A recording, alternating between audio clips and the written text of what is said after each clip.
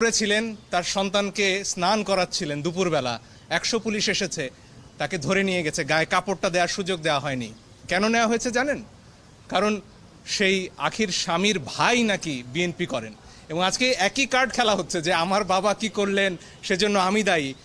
সারা আপা, তার বাবা ডক্টর কামাল হোসেন, হ্যাঁ, তাকে নিয়েও আজকে প্রশ্ন উঠছে, এবং আমরা নাকি বিশেষ উদ্দেশ্য চরিতার্থ করতে এখানে এসেছি। লিপি আপা আরও ভালো বলবেন।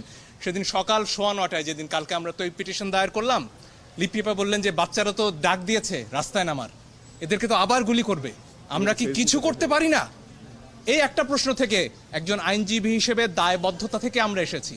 আধা ঘন্টার মধ্যে পিটিশন ড্রাফট করে আমরা বলেছি যেভাবে পারে যে পারে যেন এই গুলিটা থামানোর চেষ্টা করা হয়। আমরা আমাদের সন্তানদের রক্ষা করার জন্য এসেছি, কারো বাপের প্রয়োজনে আমরা এখানে আসিনি।